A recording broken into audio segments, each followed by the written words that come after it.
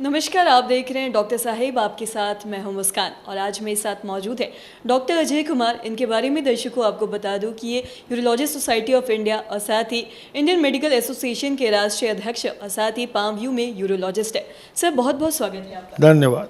Sir, आपसे जानना चाहूँगी कि अगर कई बार ऐसा देखा जाता है कि शादी के कई साल बाद भी है जो लोग माता पिता नहीं बन पाते हैं, अगर महिलाओं में कोई दिक्कत ना हो तो क्या पुरुषों में क्या कुछ दिक्कतें आ सकती हैं, इस बारे में जानना चाहेंगे।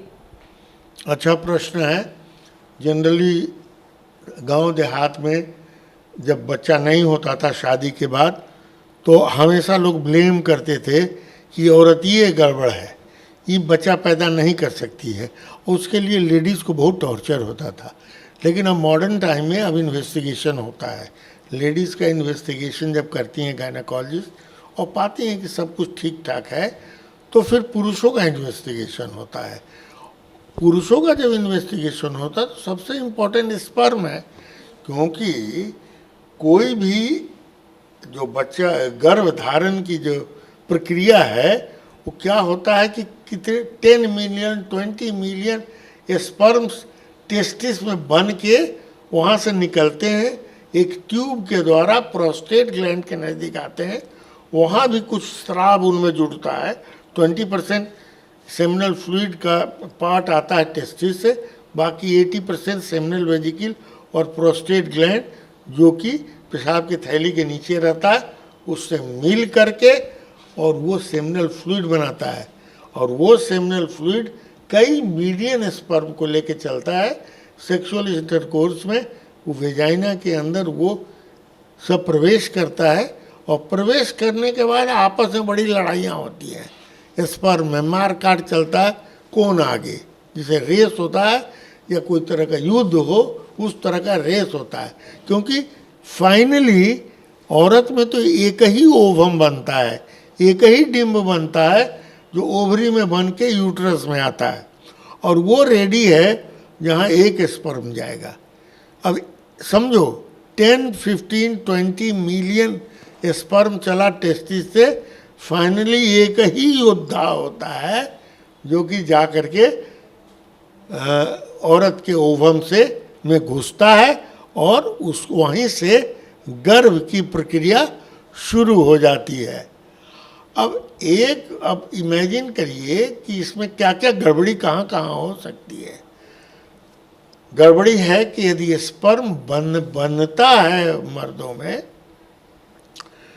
तो बन ही नहीं सकता है, बनता ही नहीं है। टेस्टिस छोटा है, चूँकि हार्मोन का इफेक्ट नहीं है।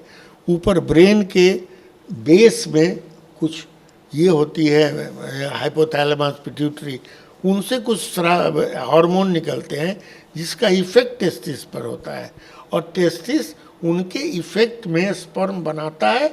स्पर्म मैच्योर होता है बॉडी में और वही स्पर्म जो है सो आगे बढ़ता है। तो यदि इसकी कमी हो गई किसी न किसी कारण से हाइपोथैलेमस पिट्यूटरी वगैरह में, और वो स्पर्म कम हो गया शरीर में, तो टेस्टिस में बनेगा ही नहीं। जब बनेगा नहीं तो बढ़ेगा नहीं, इस सेमिनल फ्लूइड निकलेगा, क्योंकि वो तो निकलता है ज़्यादातर 80% प्रोस्टेट और सेमिनल वेजिकल से निकलता है जो हमने बताया। 20% वहाँ तक तो निकलेगा, लेकिन उसमें स्पर्म नहीं रहेगा। तो या तो स्पर्म एकदम नील रहेगा, रहबे नहीं करेगा, और नहीं तो कुछ स्पर्म किसी तरह से बन जाएगा। तो नहीं होता है मर मूर ढू करके कोई स्पर्म जो है नॉर्मल होना चाहिए, तो उसका टेल गायब है। वो स्पर्म मछली की तरह रहता है और टेल रहता है, हेड रहता है। किसी में हेड गायब है, किसी में टेल गायब है, किसी में चलने की शक्ति ही नहीं है और आगे बढ़ ही नहीं सकता है, लोथ हो गया है स्पर्म। तो इस तरह के सब स्पर्म बनने लगते हैं। कुछ और सेकेंडरी फैक्टर्स भी हैं, जैसे कि फर्टिलिटी रेट क्यों वाइट रेस में कम होता है, हम लोग के यहाँ लुंगी पार्टी में ज़्यादा होता है, क्योंकि स्पर्म जो है टेस्टिस को हमेशा एनवायरमेंटल टेम्परेचर पर रहना चाहिए, तब उसके स्पर्म बनने की शक्ति बढ़ती है। वो ठंडे देश में जो बहुत ही ठंडा, वो दिन रात अंडरवियर पैंट और गर्म कपड़ा पहने रहता है, टेस्टिस का टेम्परेचर हाई हो जाता है, मैंने उसके अराउंड, तो स्पर्म बनने में उनको दिक्कत होती है, कमी होता है। और कई कारण हैं जिसके चलते टेस्टिस से स्पर्म बनता नहीं है। कभी कभी ऐसा होता है कि स्पर्म तो बन गया, बन रहा है, लेकिन टेस्टिस से बाहर निकलने तक की स्थिति में प्रोस्टेट तक कहीं रुकावट आ गई, ब्लॉकेज हो गया, किसी तरह की बीमारी पहले हुई है, उस बीमारी के चलते वो रास्ते में ब्लॉकेज आ गया। माल तो बना लेकिन ट्रक जाइए नहीं, ट्रक पर माल जाइए नहीं रहा, क्योंकि रास्ता जाम है। तो रास्ता यदि जाम है तो वो नहीं जाएगा, जिसको कहते हैं ऑब्स्ट्रक्टिव एज़ोस्पर्मिया, स्पर्म जाएगा नहीं। तो ये दो बहुत ही इम्पोर्टेंट कारण है, हार्मोनल, एनवायरमेंटल, फिर ऑब्स्ट्रक्टिव। ये मोटा मोटी लोगों को जानने की ज़रूरत है। इसके अलावा स्पर्म ठीक ठाक जा रहा है और महिला का ओवम भी ठीक ठाक है, लेकिन जहाँ पर आपस में मिलन का एरिया है उसका एनवायरनमेंट गड़बड़ है। उसमें एसिडिक मीडियम, बेसिक मीडियम, मैंने उसका मीडियम जो प्रॉपर होना चाहिए वो नहीं है, तो सारा स्पर्म वहाँ पहुँचा और सब मर गया वहीं पर, यही नहीं किया।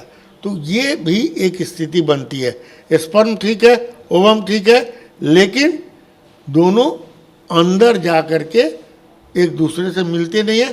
तब हम लोग क्या करते हैं उसी स्थिति में, इनका स्पर्म कलेक्ट करते हैं, औरत का ओवम कलेक्ट करते हैं, और दोनों को शरीर के बाहर दोनों को फर्टिलाइज कराते हैं। जब ग्रोथ हो गया तो फिर डाल देते हैं यूट्रस के अंदर। इसको कहते हैं IVF, इन वाइट्रो फर्टिलाइजेशन, माने शरीर के बाहर फर्टिलाइज करके डाल देते हैं। इसलिए बाहर पटना में जहाँ भी आजकल देखोगी IVF centre, such and such IVF centre, तो यही सेंटर कहलाता है IVF, माने यही प्रोसेस कहलाता है IVF। फिर इसके अलावा और कई चीज़ें हैं जो विस्तार से बाद में हम बात कर सकते हैं, लेकिन मोटा मोटी मर्दों में यही समस्या होती है। अच्छा, मर्द नपुंसक भी हो सकता है, तो कितनों बने होने का तो निकले कहते, तो उसका भी तरीका है, उनसे रिट्राइव किया जा सकता है स्पर्म को, और रिट्राइव करके फिर IVF करा दे सकते हैं। तो यही सब चीज़ें हैं। सर बहुत बहुत शुक्रिया ये तमाम जानकारी देने के लिए। धन्यवाद। तो आज हमने समझा कि ज़रूरी नहीं कि माँ की ही वजह से या फिर महिला की वजह से ही आप माता पिता नहीं बन पा रहे, उसका कारण पुरुष भी हो सकते हैं। तो ये आशा करते हैं तमाम जानकारी आपके लिए लाभदायक रही हो। तो आज के इस वीडियो में इतना ही। अगर आपने अब तक हमारे चैनल को सब्सक्राइब नहीं किया तो तुरंत कर ले, साथ ही हमारे फेसबुक पेज को लाइक करें। वीडियो देखने के लिए आपका